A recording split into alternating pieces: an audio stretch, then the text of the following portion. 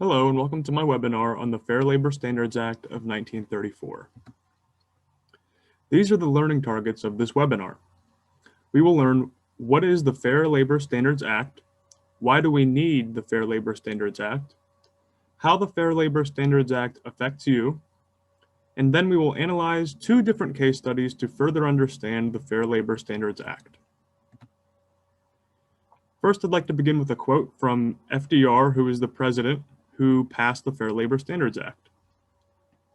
To conserve our primary resources of manpower, government must have some control over maximum hours, minimum wages, the evil of child labor, and the exploitation of unorganized labor. So keep that in mind as we go through these slides. So first, what is the Fair Labor Standards Act? The Fair Labor Standards Act, also called the FLSA for short, is enforceable in federal, state, and local governments to establish rules for minimum wage, overtime pay, record keeping, and youth employment standards. The current federal minimum wage is $7.25 an hour. The current rate of overtime pay, as a minimum, is time and a half when working over 40 hours per 7-day work week. Employers must keep a record of employee work hours and no exploitation of child labor. Why do we need the Fair Labor Standards Act? Well, first, it prevents unreasonable work hours. Before the Fair Labor Standards Act, there was an average of 11 to 16 hours of working done per day, whereas now the average workday for a full-time employee is 8 hours. There is high levels of child labor. Child labor is cheaper and it's easier to take advantage of children when you have someone who's working who's below the age of 16.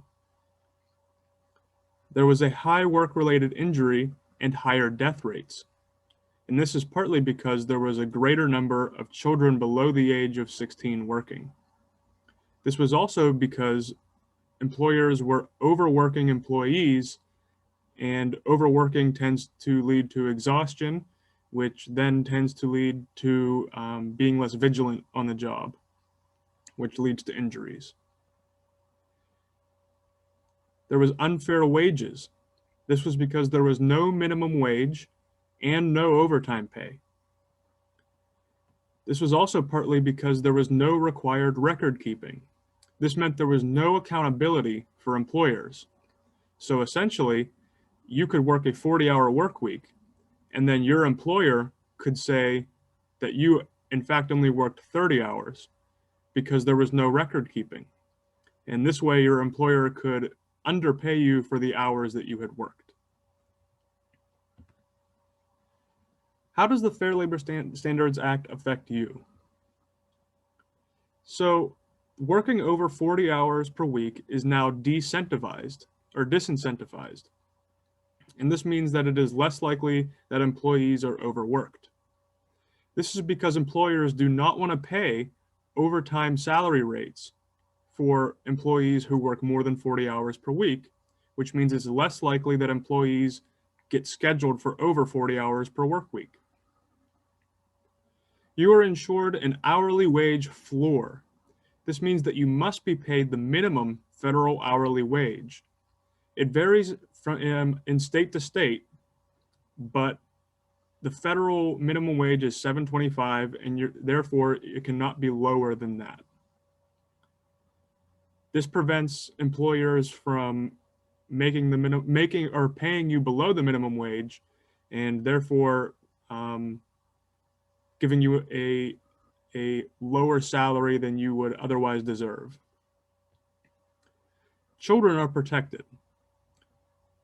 Ages 18 and under cannot work in hazardous positions. Some of these positions might include working with sharp devices or putting yourself in a dangerous position, maybe working on like an oil rig or in a factory with dangerous equipment. Ages 16 and older are allowed to begin work. Ages 14 to 15 may work in some states if they have a special work permit. A reason someone might need a special work permit is if they need to contribute to their household income in order to help their family make ends meet. Your employer must now keep accurate records of your worked hours for at least 3 years after you have worked those hours. This helps keep your employer accountable and ensures that they provide you with the accurate pay for the accurate amount of hours that you worked. So let's look at a case study to put these practices and the things that we've learned about the FLSA into practice here. John works part-time as a detailer at a local used car dealership. John usually works 24 hours per week. Today is Friday, the last day of the established 7-day pay period. The other detailer, Sean, is on sick leave. Due to Sean's absence, John has already worked 40 hours this week.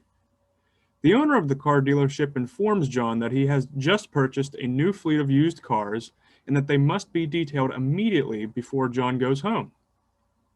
John knows that the new fleet of cars will take approximately 5 hours to detail.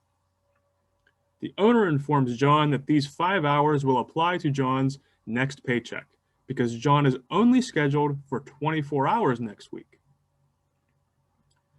According to the FLSA, what is the problem with this situation? A, John should be paid overtime for every hour over his usual 24 hours. B, the owner is not allowed to ask John to detail new cars on such short notice. C, John should get paid overtime for the 5 hours he worked after he reached 40 hours. Or D, John is entitled to a promotion for his hard work.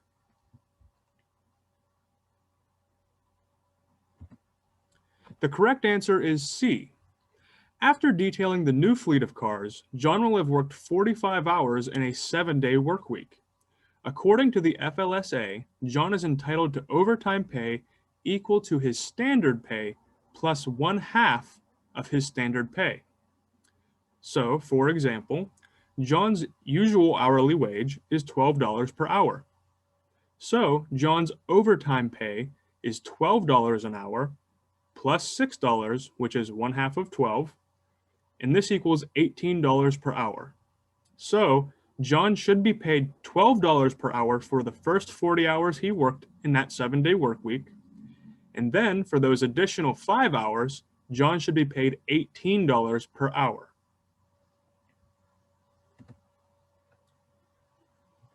This is our second case study. Lori is an assistant deli manager at a high-end grocery store. Unfortunately, several of Lori's associates have called off sick for the day. As a result of the call-offs, there is only one employee available to slice meat and cheese for customers with the deli slicing machine. Concerned that she will not be able to meet the needs of her customers, Lori instructs Sarah, a 16-year-old high school student who is employed to hand out deli samples, to help the other associate operate the deli slicing machine. Sarah is excited to help because she is tired of handing out samples and wants to try a new job. What aspect of this situation is a violation of the FLSA? A.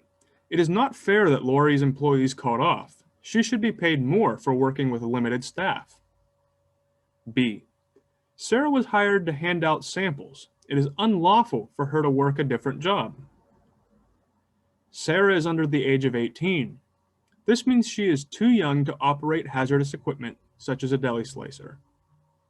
D. The employee who did not call off should receive the wages of the employees who did call off. It's only fair because this employee is doing their work as well.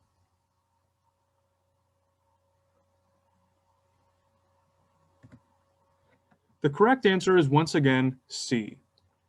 This is because children under the age of 18 are not eligible to work with hazardous equipment according to the FLSA. The deli slicer is considered hazardous equipment. An example solution in compliance with the FLSA would be this. Lori could instead inform the store manager of the situation and inquire if employees over the age of 18 in other departments are available to come and help operate the deli slicer. This would help Lori out in her department while also complying with the FLSA. Let's summarize what we've learned from this presentation.